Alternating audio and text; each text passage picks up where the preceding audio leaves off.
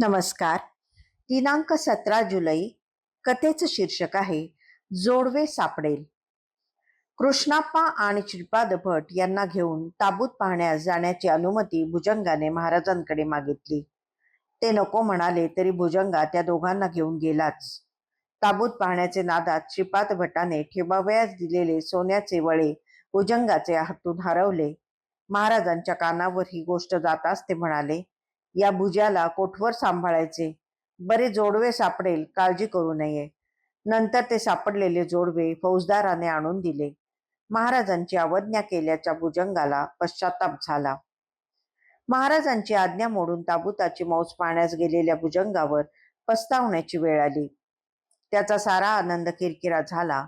सोन्याचे वळे हरवल्यामुळे गबाळेपणाचा आरोप तर झालाच, शिवाय चोळाप्पाच्या घरच्या लोकांनी वाटेल ते हेत्वारोप करून भुजंगाला अगदी फाडून खाल्ले. महाराजांसमोर जाण्याची सुद्धा त्याला लाज वाटू लागली. महाराजांच्या कानावर ही हकीकत गेली. ते म्हणाले, जोडवे सापडेल, काळजी करू नये. ताबुताची मिरवणूक गेल्यावर एके ठिकाणी रस्त्यावर दोन इसम भांडताना धाकूची फौजदारांनी पाहिले. त्यांना हटकताच त्यांच्याकडे सोन्याचे वळे मिळाले. ते जप्त करून फौजदारांनी महाराजांपुढे आणून ठेवले. भुजंगाने ते घेऊन श्रीपाद भटास दिले व महाराजांपुढे लोटांगण घालून क्षमा मागितली. या भुजंगा शिपायाप्रमाणे काही लोक आपल्या सद्गुरूंची अवज्ञा करतात.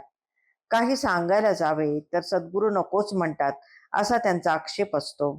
जे करायचे ते परस्पर करून मगच सद्गुरूंच्या कानी घालणे ते पसंत करतात आणि आपल्या या चाणाक्षपणाबद्दल आपली पाठ थोपटून घेण्यास धन्यता मानतात.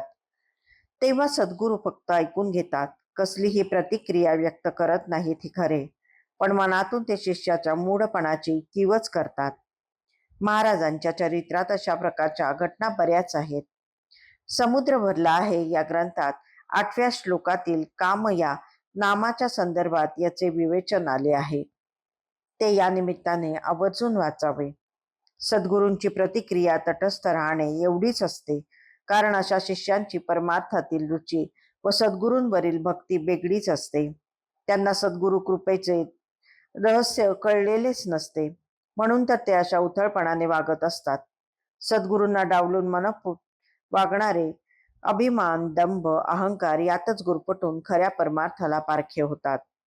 संत नामदेवांचे निमित्त करून मुक्ताबाईंनी या बेगडीपणावरच कडाणून टीका केली आहे. ती अशी: अमृत टाकून कांजींची आवडी, साजेना झोपडी काय याला. खराची अखंड गंगेचे स्नान, गेले वाया वीण जिणे त्याचे. पोवळ्याहून अधिक दिसती रानगुंजा, शृंगाराच्या काजा विटंबल्या. अनारा परसी चोखट इंद्रावण, चवी कडूपण हीन त्यांचे.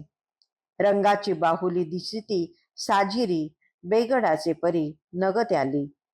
वरवर केलेल्या भक्तीचा देखावा कितीही भव्य आणि बहारीचा असला तरी त्यामुळे परमार्थाचा लाभ होत नाही. हेच मुक्ताबाईंनी वरील ओव्यांमधून सांगितले आहे. त्यासाठी मनापासून गुरुभक्ती लागते. संतांचा सन्मान कळेना जयासी, राहुनी देवापासी काय केले, असा मुक्ताबाईचा खडा सवाल आहे. जन्मभर देवदेव करणारी माणसे कृतार्थ होत नाहीत. अशी माणसे खरे म्हणजे बोलोनिया येणे, वाढीला डांगोरा, अंतरीचा कोरा गुरु वेण अशी कर्मदरिद्री असतात आणि कर्मदरिद्रीच राहतात. अशांना सद्गुरूंची एकनिष्ठ राहणे श्रेयस्कर असते.